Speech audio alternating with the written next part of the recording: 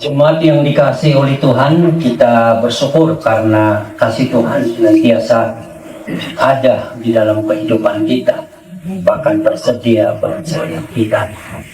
Dalam apapun situasi hidup yang kita alami saat ini, tetaplah percaya, tetaplah beriman bahwa Tuhan mengasihi kita dengan kasih-Nya yang sempurna.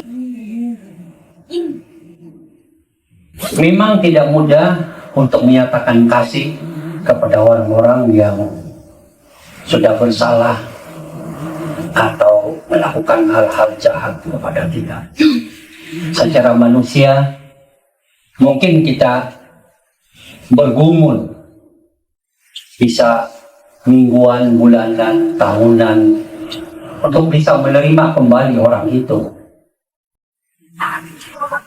Atau berusaha mengasihinya, tetapi kadang kemampuan kita terbatas, kadang kita gagal dan gagal dan gagal. Itulah realitanya mengasihi orang yang sudah bersalah kepada kita, tidaklah mudah. Tetapi lain dengan diri Allah sendiri. Saat Tuhan menciptakan manusia, Adam dan Hawa, mereka baik-baik saja. Hubungan dengan Tuhan sangat baik, indah, dan mereka mengalami Tuhan begitu luar biasa. Pemeliharaan Tuhan, rohani, jasmani, sungguh nyata dan mereka alami setiap saat. Tapi saat mereka kemudian memilih untuk hidup di jalan sendiri, tidak menaati Allah, mengambil buah yang dilarang oleh Allah sebagai bukti ketaatan, tetapi hati mereka tidak taat dengan mengambilnya, dan mereka berdosa. Sejak saat itu semua orang, siapapun dia, apapun latar belakangnya, di kemudian hari, yang namanya manusia, firman Tuhan katakan, berdosa. Jadi sejak saat itu tidak ada manusia yang suci, yang ada kebaikannya. Tidak ada, sedikit pun tidak ada. Mungkin di mata manusia orang bisa berbuat baik, tetapi apalah artinya perbuatan baik orang berdosa? Orang berdosa berbuat baik itu sama saja sebagai kehidupan berdosa atau kemunafikan semata-mata. Atau sebagai gambaran yang bisa kita lihat di sekitar kita adalah seorang yang mengambil korupsi begitu banyak, ratusan miliar, dan kemudian dia mengambil 10 miliar untuk membantu orang-orang miskin dari korupsinya. Mungkin dia menyangka itu perbuatan baik. Mungkin orang-orang di sekitarnya yang tidak tahu atau juga tahu merasa itu perbuatan baik. Tapi tidak ada nilai perbuatan baik yang hasilnya dari perbuatan jahat.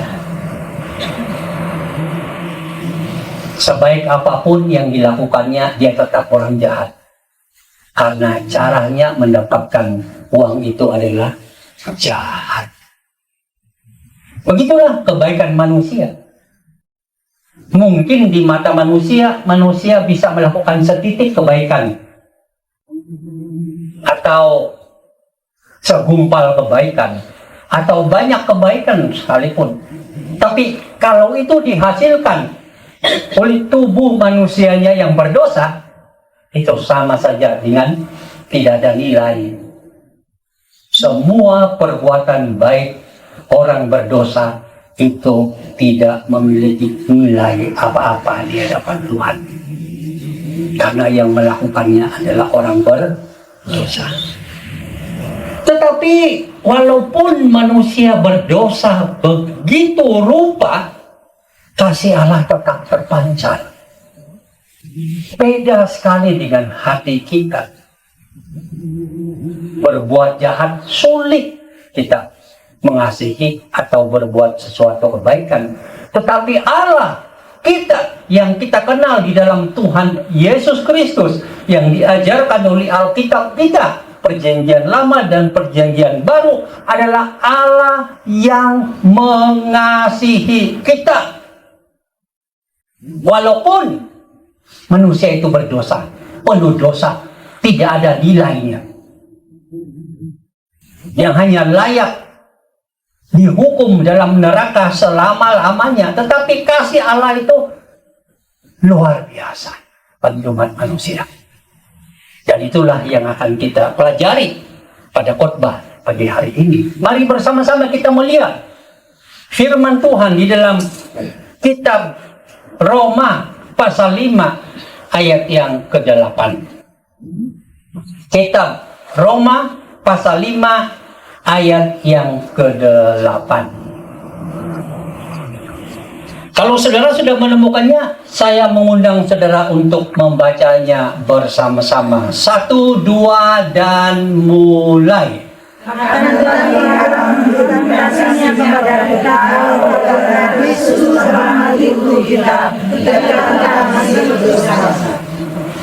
Akan tetapi Allah menunjukkan kasih-Nya kepada kita oleh karena Kristus telah mati ketika kita sebagai buktinya. Kristus telah datang dan mati di atas kayu salib untuk kita. Dan ketika itu kita masih berdosa. Saudara sekalian, ini adalah satu kebenaran firman Tuhan yang luar biasa bagi kita. Sebagai orang berdosa, Tuhan mengasihi kita. Tidak ada kebaikan di dalam diri kita yang membuat Tuhan mengasihi kita. Tidak ada. Justru dalam keadaan berdosanya kita, Kristus datang. Kristus menderita. Kristus mati untuk orang berdosa.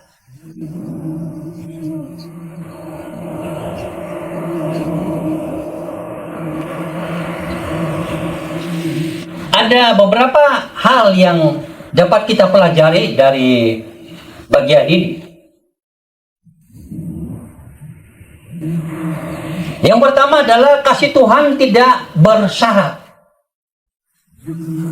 Ayat ini menunjukkan bahwa Allah mengasihi kita meskipun kita tidak layak. Meskipun kita orang berdosa.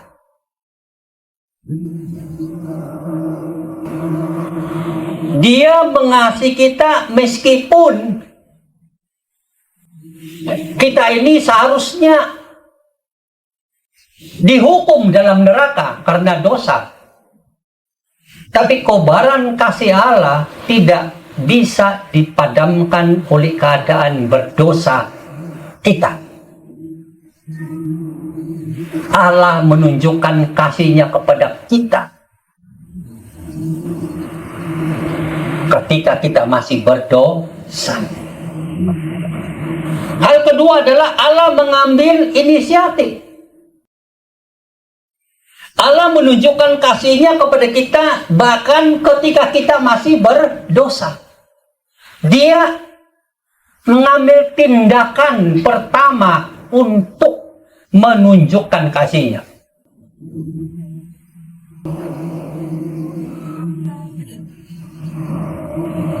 Jadi ada satu hati dari Allah sendiri di dalam Yesus Kristus di surga sana, sebagai firman yang sejat dan sehakikat dengan Allah, turun ke dalam dunia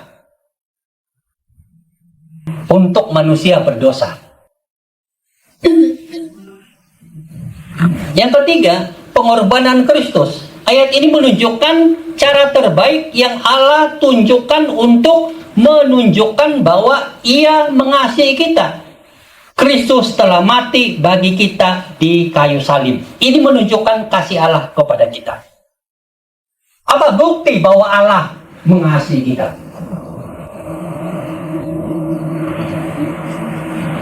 Di dalam semua agama di dunia ini, apa bukti Allah yang mereka imani mengasihi umatnya atau manusia?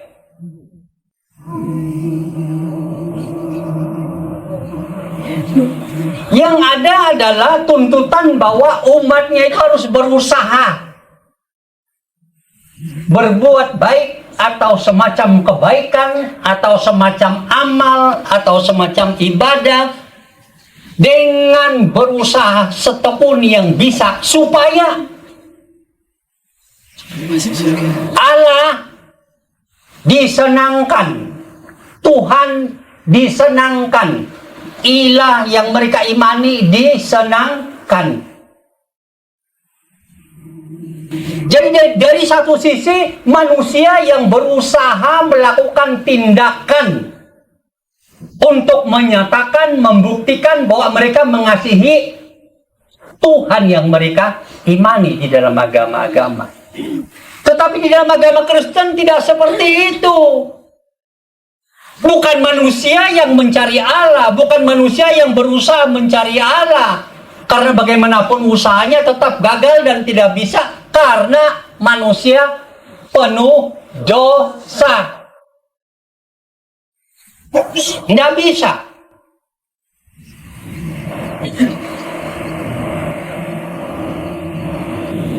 Di dalam agama Kristen, Tuhan sendiri yang menunjukkan kasih-Nya. Tuhan sendiri yang mengambil inisiatif. Tuhan sendiri menyatakan kasih-Nya dengan turun Yesus ke dalam dunia ini. Jadi Yesus bukan dari dunia, tetapi Yesus dari surga turun ke dunia. Bukan dari dunia pergi ke surga. Dari surga turun ke dunia dan naik ke surga, menyediakan tempat bagi kita, turun dan bawa kita ke surga. Itu Yesus. Itulah kasih Allah yang luar biasa. Yang keempat, pembenaran dari Allah. Kristus mati untuk kita ketika kita masih berdosa. Ini menunjukkan bahwa Allah membenarkan kita berdasarkan pengorbanan Kristus, bukan kebenaran kita. Tidak ada kebenaran yang namanya manusia berdosa, saudara. Tidak ada.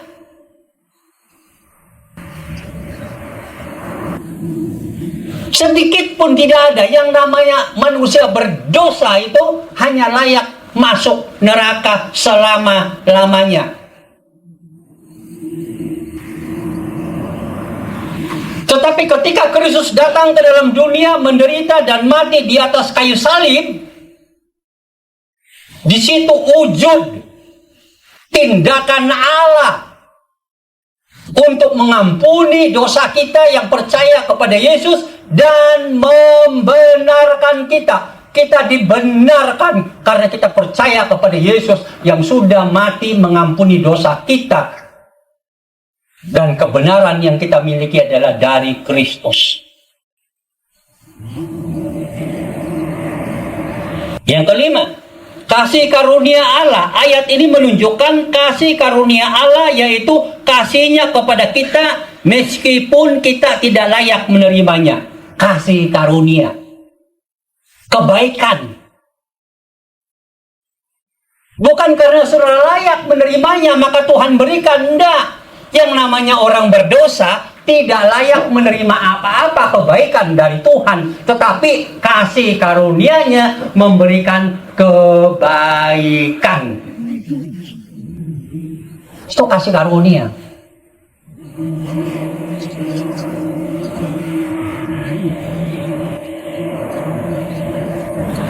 Jadi hebat itu kasih karunia Allah. bagi kita semua di dalam Kristus Yesus.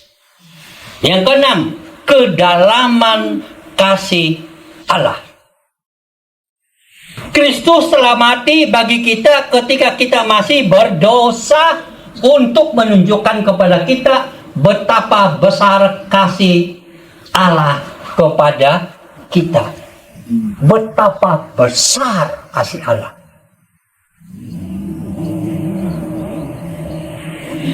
Apa bukti Allah mengasihimu, mengasihiku? Kristus dari surga turun ke dunia, menderita dan mati di atas kayu salib demi menyelamatkanmu, menyelamatkan orang yang percaya kepadanya. Demi itu saja, tidak ada yang lain. Yesus datang ke dunia ini bukan mencipta yang lain-lain. Dunia barukah? Manusia yang bentuknya agak sedikit lebih cantikkah? Atau apa-apa yang lain? Tidak ada sama sekali. Tujuan utama Yesus datang ke dalam dunia adalah bukti bahwa Allah mengasihi kita dengan mau menyediakan pengampunan untuk dirimu yang berdosa. Saat engkau penuh dosa, saat itulah Kristus datang untukmu. Kalaupun engkau hanya satu orang saja hidup di dunia, Yesus tetap akan datang untuk mengampuni dosamu.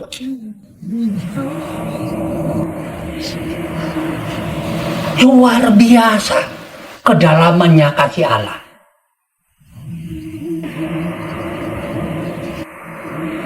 Jadi Allah itu bukan tinggal di atas sana sendirian dan menikmati dan kita sudah tahu apa urusannya.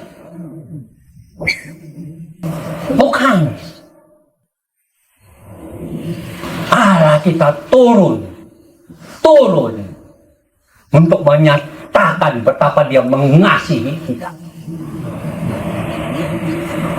Makanya betul lah firman Tuhan katakan, pada mulanya adalah firman, firman itu bersama-sama dengan Allah, dan firman itu adalah Allah, dan firman itu menjadikan segala sesuatu yang ada di dunia ini, dan firman itu menjadi manusia dan diam di antara kita. Yesus namanya. Itu kedalaman kasih Allah. Jadi saat saudara melihat Yesus, lihat, itu adalah kasih Allah. Saat saudara melihat salib, ingat dan lihat, itu adalah kasih Allah. Untukmu. Jangan dulu pikir orang lain. Untukku. Kita jangan sibuk dengan orang lain. Kita harus sibuk dengan diri kita sendiri. Untukku. Kalau kita sudah diubah oleh Tuhan, kita bisa menjadi berkat bagi orang lain. Tapi kalau kita belum diubah oleh Tuhan, sulit menjadi berkat bagi orang lain.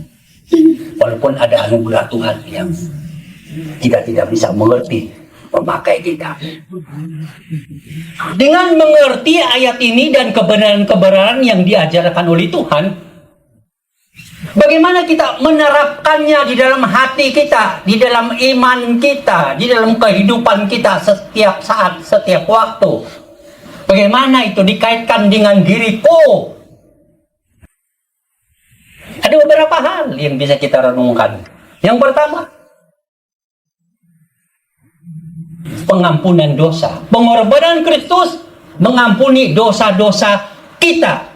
Kita dapat memulai lagi satu hubungan yang baik dengan Tuhan. Dosamu sudah diampuni. Engkau orang berdosa bukan? Banyak dosamu bukan? Siapa yang tadi sebelum datang sini berdosa?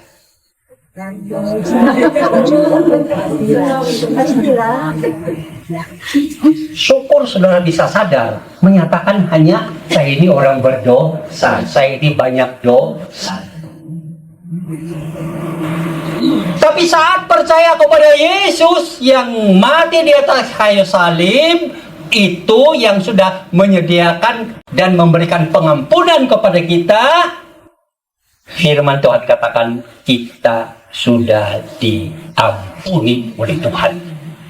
Ingat, kita sudah diampuni oleh Tuhan, pencipta langit, bumi, dan segala isinya. Sudah mengampuni kita dari segala dosa-dosa kita dan segala kejahatan kita. Yang kedua, rekonsiliasi dengan Allah. Pengorbanan Kristus membuat kita dapat bersahabat kembali dengan Allah. Kita sekarang dapat memiliki hubungan yang dekat dengan Tuhan. Kalau dulu jauh dari Tuhan karena hidup di dalam dosa. Dan kadang kita juga merasa kita ini jauh dari Tuhan.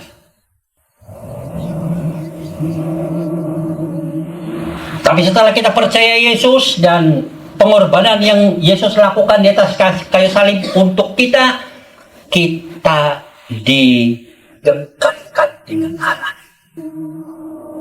Maka dalam firman Tuhan yang lain menekankan, Yesus bilang apa? Lihat, aku berdiri di muka pintu dan mengetuk, barang siapa yang mendengar suaraku dan membukakan pintu, yaitu pintu hatinya, maka aku akan masuk mendapatkannya dan tinggal bersama-sama dengan dia. Dan di dalam firman Tuhan yang lain bilang, aku sekali-kali tidak akan membiarkan dia, dan aku sekali-kali tidak akan meninggalkan dia. Kristus masuk tinggal di hati kita.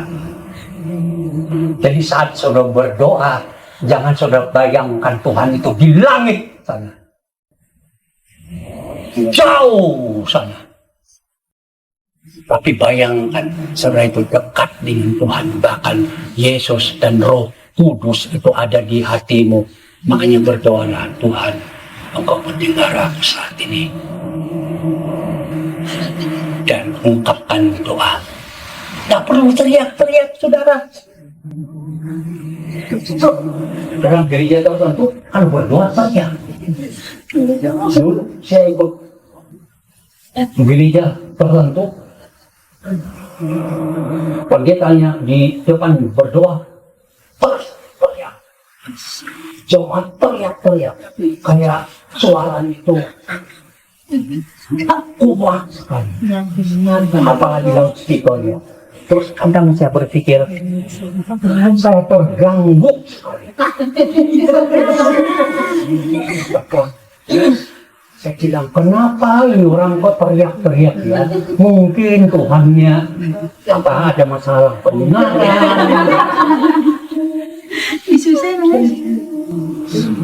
Atau dia pikir Tuhan itu jauh, makanya dia harus berteriak, ya, karena jauhnya itu loh, makanya dia harus berteriak. Mungkin itu kita lakukan dulu, tapi dengan kebenaran firman Tuhan ini kita diingatkan bahwa Tuhan itu dekat dengan kita, kita itu dekat dengan Allah, dan Roh Allah itu ada di dalam hati kita, memeteraikan kita. Makanya mari kita berdoa dengan hati yang tulus, dan kita baru teriak-teriak. Pak, bagaimana kalau aku mau teriak? Ya silakan, tapi dari hati yang tulus loh, bukan karena berharap dari teriakan itu langsung Tuhan kaget. Karena itu tidak bisa, dari hati yang tulus. Jadi hubungan kita itu dekat dengan Tuhan. Oh, luar biasa. Bahkan di ayat yang lain, berjalan bersama Tuhan. Bahkan di janji-janji firman Tuhan yang lain adalah Allah kita adalah Allah yang Immanuel. Nah, hati-hati saudara kalau jalan di luar sana sendirian. Kalau saudara yakin Tuhan dekat dengan kamu, kamu dekat dengan Tuhan, Tuhan itu menyertai kamu, awas, jangan sekali-kali sembarangan kamu berbuat dosa. Begitu kamu memulai melirik dosa, ingat, ada Tuhan yang juga sama kamu di situ. Berani nggak kamu? Kalau keras hati ya berani, tapi kalau hati sensitif, kalau Tuhan Aku sadar karena dari sini langsung mengenal ke tempat yang baru. Itu namanya takut akan Tuhan, takut kepada Tuhan sehingga tidak mau melakukan dosa. Immanuel itu kabar baik bagi kita karena dimanapun kita berada, di situ Tuhan kita berada. Tapi kabar buruk bagi mereka yang suka ngintip-ngintip dan buat dosa. Ternyata Tuhan ada di situ, melihat dan tahu isi hatimu. Makanya itu Tuhan jangan sembarangan, jangan main-main lah. Kita dekat dengan Tuhan. Yang ketiga, hidup yang baru di dalam Kristus. Pengorbanan Kristus memberi kita hidup yang baru, yang bebas dari dosa dan maut. Kita dapat menjalani kehidupan yang baik dan menghormati Allah. Jadi kita ini ada hidup yang baru. Jadi siapa yang ada di dalam Kristus, ia adalah ciptaan yang baru. Baru. Kita sudah dibebaskan dari kongkongan tarikan dosa-dosa dunia ini. Kita bisa mengatakan tidak. Kalau dulu saudara online terus kepada dosa, sekarang tidak online lagi. Kasih airplane mode, Roh Kudus. Airplane mode. Sudah tidak online sama dosa-dosa. Kan sudah hidup baru. Ngapain sudah suka-suka hidup dalam dosa, bahagia-bahagia dalam dosa, terus masuk neraka? Bayanginlah. Kalau masih tidak takut, pulang ke rumah, masukkan tangan di dapur, buka gas besar-besar. Oh my God. Kalau kamu bilang, aduh aku tenang-tenang saja, ini kayaknya wah, saudara buat mukjizat. Ya, perlu langsung kasih konten itu. Live lagi.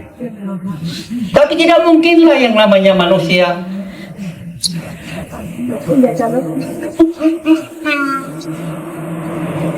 Jadi jauhilah, janganlah online dengan dosamu karena engkau sudah diberikan hidup yang baru. Tumbuhkanlah hidup baru itu dengan firman Tuhan, dengan melakukan firman Tuhan, dengan memiliki nilai-nilai ajaran Tuhan di dalam pikiran. Masalah orang Kristen sekarang beragama Kristen, datang ke gereja, ikut kegiatan-kegiatan rohani, tapi nilai-nilai Kristen dan Alkitab kosong di kepalanya. Begitu dia melihat sesuatu, dia tidak bisa membedakan dengan baik. Apa kata Tuhan, firman Tuhan tentang itu? Nah, itu baru orang Kristen. Kalau hanya dibilang, oh ini baik atau tidak, menguntungkan atau tidak, tanpa mengaitkan pikirannya kepada nilai firman Tuhan, nah itunya kosong nilai Tuhan, nilai firman Tuhan di dalam pikiran dan hatinya. Hati-hatilah. Kita itu baru memiliki nilai-nilai ajaran Tuhan. Makanya baca Alkitab, belajar Alkitab kalau mau dapat nilai-nilai Tuhan di dalam dirimu dan lakukan. Kalau kita malas membaca Alkitab, kita akan kosong nilai-nilai Tuhan di dalam kehidupan kita. Maka kita susah untuk membedakan mana tangan kiri, mana tangan kanan, mana kebenaran, mana dosa. Semua dimakan. Padahal kita ini orang yang bijak, ya enggak? Buat rujak saja kita tahu mana sayur apa yang ada di dalam rujak. Karena kita sudah ada nilai sebagai seorang yang suka masak. Dan kita tahu apa itu rujak, apa itu makanan apa yang banyak campurannya itu gado-gado. Kita tahu gado-gado itu apa. Biar orang digaduh semua di dalamnya, tetapi kita tahu, oh ini ada sayur ini sayur ini sayur ini. Kan bijak. Ada nilai, tahu gitu loh, membedakan. Tapi kalau kita tidak bijak di dalam nilai-nilai ajaran Tuhan, susah. Orang begaduh pun kita benarkan. Tahu begaduh? Makanya gaduh-gaduh itu begitu. Orang begaduh pun tidak, malah ikut begaduh di dalamnya. Tapi maksudnya di sini orang baru, kita ada nilai-nilai baru, tumbuhkanlah itu. Kalau mau bertumbuh dewasa di dalam Kristus, baca, pelajari firman Tuhan dengan baik, bukan yang lain-lain. Ingat itu. Yang keempat, pembenaran. Pengorbanan Kristus membuat Allah menerima kita. Kita dapat percaya bahwa Allah sudah menerima kita. Amin. Kadang-kadang saya itu takut. Apakah Tuhan sudah terima saya ini atau tidak? Jangan-jangan saya ini belum diterima oleh Tuhan ini. Nanti saya ini bagaimana ini nanti? Tapi firman Tuhan katakan, setelah kita percaya kepada Yesus, menerima pengorbanan Kristus di atas kayu salib yang sudah mengampuni semua dosa kita, kita sudah dibenarkan oleh Allah, dinyatakan benar. Kalau ada orang yang bersalah dan sudah selesai dia punya masalah, dan hakim mengatakan engkau dibenarkan, orang itu akan bebas di luar sana, ya enggak? Jangan lagi berdiri, aku orang bersalah, aku orang bersalah, aku orang bersalah, aku orang bersalah. Ngapain? Kamu sudah dibebaskan, dibenarkan bahwa kamu sudah tidak bersalah lagi. Nah, itu indah. Di hadapan Tuhan kita sudah dibenarkan oleh Tuhan. Ingat tuh baik-baik. Engkau orang benar, bukan orang berdosa. Itu akan bahagia kita. Wah, di mata Tuhan aku ini orang yang sudah dibenarkan karena aku percaya kepada Yesus yang sudah mengampuni dosaku. Amin Tuhan, terima kasih. Yang kelima, menjadi bagian dari keluarga Allah. Pengorbanan Kristus menjadikan kita anak-anak Allah dengan segala hak dan tanggung jawab yang menyertainya. Wah, anggota keluarga Allah. Makanya firman Tuhan di tempat yang lain katakan apa? Yohanes 1 ayat 12. Tetapi semua orang yang menerimanya diberinya kuasa supaya menjadi anak-anak Allah. Kami itu anak-anak Allah. Tapi tidak sama dengan Yesus anak Allah, ya. Tidak sama, ya. Jangan bilang, oh, Yesus anak Allah, aku anak Allah. Tidak. Kalau kita anak Allah yang diadopsi sebagai anak. Tapi Yesus anak dalam pengertian bahasa aslinya dari jenis yang sama. Jadi kata anak bagi Yesus itu anak Tuhan dari jenis yang sama. Artinya Tuhan dan Yesus sama. Kalau kita anak-anak Allah dengan Tuhan tidak sama. Tapi diadopsi menjadi anaknya. Keluarga Allah lah. Makanya di surga kita itu bisa ada di surga. Menjadi anggota keluarga Allah. Bahkan firman Tuhan bilang ahli waris, kan? Waris utama yang kita mau adalah surga. Orang-orang berdosa, waris utamanya adalah neraka. Dia dapat waris lah. Setan dapat warisnya neraka. Dan orang berdosa yang Tidak ada pengampunan dosanya, dapat warisnya neraka. Ya kita tidak bisa buat apa-apa lah. Tapi dalam hidup ini, kalau engkau menyadari Tuhan memanggilmu, ambil tindakan iman. Yes, aku mau percaya Yesus menjadi Juru Selamat dan Tuhanku. Dan kita menjadi anggota keluarga Allah selama-lamanya. Berapa lama? Selama-lamanya. Berapa lama umur Tuhan? Selama-lamanya. Berapa lama sudah menjadi anggota keluarga Allah di surga? Selama-lamanya.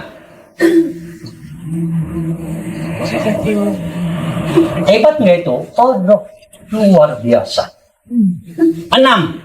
Akses kepada Allah. Pengorbanan Kristus memungkinkan kita untuk datang ke takhta kasih karunia dan kemurahan Allah. Langsung. Boleh online sama Tuhan. Satu-satunya cara untuk bisa kita online adalah satu. Saat kita berdoa kepada Tuhan. Langsung online. Saat kita memuji Tuhan. Apapun bentuk pujian itu, apakah berbentuk mengagungkan nama Tuhan atau memohon kepadanya, tapi itu semua online kepada Tuhan. Pada saat kita berpikir sesuatu dan berharap pertolongan Tuhan, kita online sama Tuhan. Kita ada akses langsung. Tidak pakai pengantara-pengantara.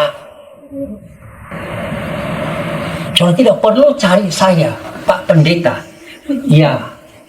Apa yang saya bisa bantu? Begini Bapak Pendeta, saya minta Bapak Pendeta tolong saya akan masalah dosa saya. Oh, apa yang terjadi? Kamu berkaitan dengan dosa saya ini, dosa saya begini, 1, 2, 3, 4, 5. Bagaimana ini Pendeta?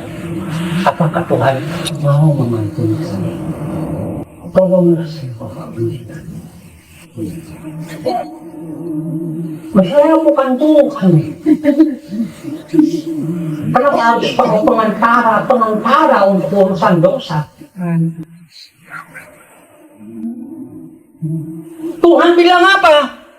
Kamu sudah diberikan akses langsung kepada Tuhan. Engkau berdosa, Tuhan. Saya berdosa. Pikiran saya jahat sekali Tuhan. Ampunilah saya. Ampuni saya Tuhan. Amin. Begitu langsung. Tidak perlu ada pengantara-pengantara. Langsung saja. Itu akses yang kita miliki setelah kita percaya kepada Tuhan Yesus yang berkorban di atas kayu salib, mengampuni dan menyucikan dosa-dosa kita dan menjadikan kita ini bisa dapat akses langsung kepada Tuhan. Masih ingat waktu Yesus mati di atas kayu salib, apa yang terjadi juga di Allah? Lupa kan?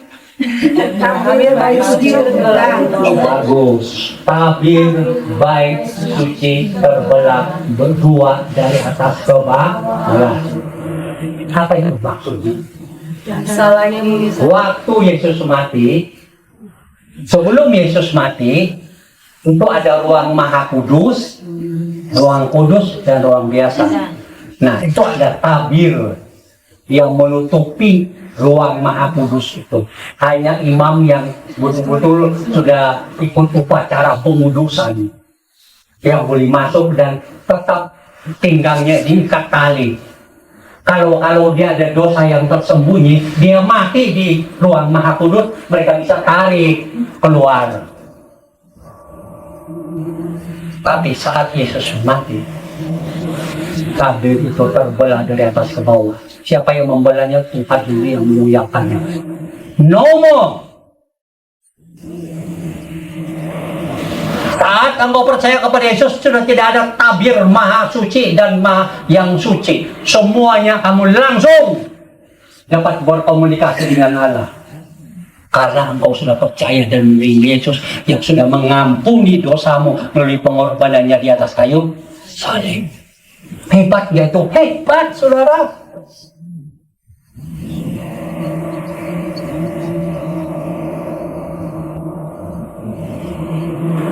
Tujuh, kekuatan untuk hidup. Pengorbanan Kristus memberi kita apa? Kuasa untuk menjalani kehidupan yang berkenan kepada Allah. Kita diberikan kekuatan dan kemampuan oleh pengorbanan Kristus. Bahwa mulai dari itu kita sudah dijadikan manusia baru. Kita diberikan kekuatan untuk mau hidup kepada kemuliaan Allah. Melakukan hal-hal yang benar. Mengatakan tidak kepada dosa. Menutup. Kasih airplane mood itu online dosamu. Daging nafsu dosamu engkau kasih airplane mood dengan Roh Kudus Tuhan. Ada kemampuan itu mengatakan no. Saudara kadang tahu itu dosa dan bukan dosa, tapi tidak mau kasih airplane mood itu dosa di dalam hatimu.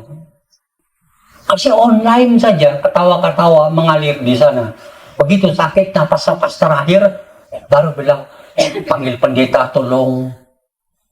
Merepot. Ya memang pendeta bisa datang, tapi bukan sebagai alasan supaya Anda bisa diselamatkan. Dan sudah tahulah dosa itu tidak bisa membantu kerohanian. Jangan buang waktulah. Perangilah keinginan berdosa itu. Perangi. Bawa pedang kepada dirimu sendiri. Awas lo ya, tertarik kepada dosa, kepada diri sendiri. Kadang suara kita kepada orang lain itu kuat. Memang bolehlah. Tapi sebelum engkau bersuara kepada orang lain, mari kita bersuara kepada diri kita sendiri. Cek diri kita sendiri. Jangan sampai kamu melihat apa itu selumbar di mata orang lain, tapi balok di matamu engkau tidak lihat. Kalau dalam peribahasa Indonesia bilang apa? Jarum di seberang lautan. Oh, semut ya. Bagaimana? Semua di seberang lautan, gajah bermata di dalam. Nah, mana gajah ini? Ada gajah nggak? Gajah? Ada? Coba lihat temanmu, ada gajah nggak di matanya? Dan kita disadarkan dia. Oh, ternyata ada gajah di mataku. Tuhan, aku sadar ini. Ampuni aku. Kan begitu.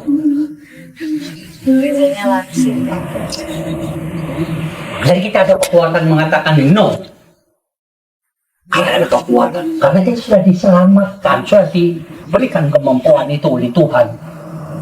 Makanya saudara lihat dalam kehidupan saudara ada hal yang saudara mengatakan no. Begitu kan saudara alami itu.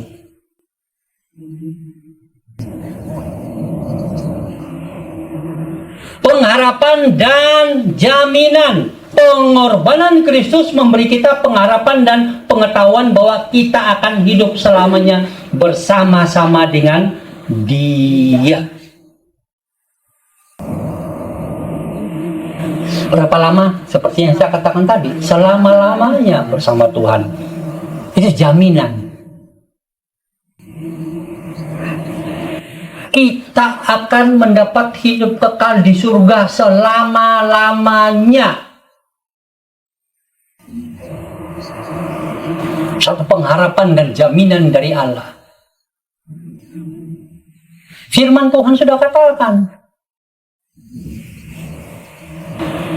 sesiapa yang percaya kepada Yesus yang mati di atas kayu salib itu dan menerimanya, dia diberikan jaminan pasti hidup, memiliki hidup kekal di surga selama-lamanya. Ada jaminan. Bagaimana saudara tahu bahwa saudara itu sudah ada jaminan pasti masuk surga? Bagaimana? Kamu percaya Yesus atau tidak? Kamu menerima dia menjadi juru selamat dan Tuhanmu atau tidak? Yesus ada di hatimu atau tidak? Saat semua itu genap engkau lakukan, engkau diberikan jaminan oleh Allah, pasti masuk surga. Ngapain hanya tidak pasti? Aduh susah ini, aduh susah ini, aduh susah ini, aduh susah ini. Janganlah begitu. Carilah yang pasti saja. Tapi orang zaman kini nih apapun dipercayain, ya kan? Yang tidak pasti pun dipercayain. Selain itu, apa itu? Investasi. Real itu ya, yang real yang ada satu orang yang wawancara sama orang yang kayaknya orang itu kenal sama orang apa, kaya lah, apalah dan sebagainya. Makanya dia di itu redaksi terus 1.000 itu yang tentang kamu sudah kenal dia nggak? Kamu sudah ketemu nggak? Oh dia begini, dia apa? Ini kan di foto ini kan orang kaya ini, banyak uang. Bagaimana mungkin kok kamu minta ini itu ini? Tapi yang namanya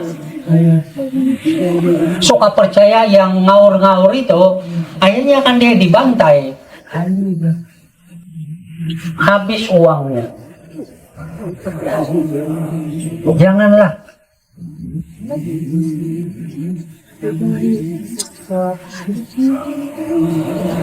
Biar tidak ada cinta yang asalan kamu jangan begitu semangat dan yang tidak jelas pun kamu percaya. Jangan. Nanti kamu kerja di sini bertahun-tahun hanya untuk hancurkan hidupmu. Untuk apa itu? Coba.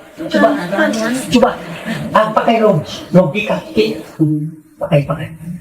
Saya mau di sini hanya untuk dirugikan.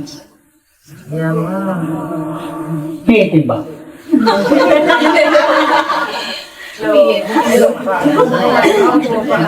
Zaman lah itu orang cinta. Tapi kita bukan seperti itu. Kita ada kepastian bahwa kita itu ada pengharapan dan jaminan akan ke surga selama-lamanya karena firman Tuhan sudah mengatakan ya dan amin. Kebebasan dari rasa takut yang ke-9 dan rasa bersalah. Pengorbanan Kristus membebaskan kita dari rasa takut akan kematian, penghakiman, penghukuman, serta rasa bersalah dan malu atas kesalahan-kesalahan kita.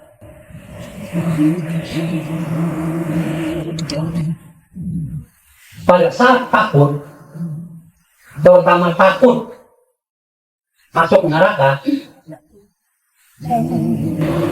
pada saat dia sakit sudah mulai dia tidak bahagia. Karena sebentar lagi saya mati, dan kalau saya mati, saya masuk neraka. Itu normal lah bagi kita sebagai manusia. Ya kan, kita tidak mau dihukum karena kita percaya ada surga dan ada neraka. Orang yang tidak percaya surga, tidak percaya neraka, dia tidak takut mati. Ya mati habislah dia bilang. Tapi jauh di dalam hatinya pasti ada duri-duri ketakutan yang menusuk. Tapi sebagai orang yang percaya kepada Tuhan Yesus, seharusnya saat kita mendekat kepada kematian, kita tidak perlu takut bahwa kita akan masuk neraka. Jangan. Kita harus ada satu kebebasan dari rasa takut itu, karena kita tahu kita tidak akan dihukum lagi masuk neraka, kita akan pasti masuk surga. Jadi begitu kita menutup mata, mati, kita percaya kepada Yesus, Dan Kristus bilang melalui pengorbanannya kita diampuni dari dosa kita dan kita diberikan pengharapan dan jaminan yang pasti oleh Allah ke surga. Jadi tidak ada ketakutan yang menguasai pikiran dan hati kita soal hidup dan mati. Makanya Paulus bilang apa? Kalau aku hidup untuk Tuhan. Dan kalau aku mati bagi Tuhan. Artinya mati di dalam Tuhan. Bukan mencari-cari kematian, tapi kalau ada kematian datang, aku mati bagi Tuhan. Artinya dalam mati pun aku tetap percaya Tuhan Yesus. Terakhir, inspirasi untuk kehidupan. Pengorbanan Kristus menginspirasi kita untuk menjalani hidup yang penuh dengan rasa syukur, ketaatan, dan pelayanan kepada Allah dan sesama yang dimotivasi oleh kasih dan pengorbanan Kristus kepada kita. Dengan mengetahui begini hebatnya kasih dan pengorbanan Kristus bagi kita dan semua yang kita sudah miliki, maka seharusnya hati kita itu semakin mau melayani Tuhan. Semakin mencari kesempatan melayani Tuhan apapun bentuk dan caranya. Dan kita perlu ada hati yang bersyukur kepada Tuhan karena kita mengenal Kristus. Tidak ada alasan untuk tidak bersyukur.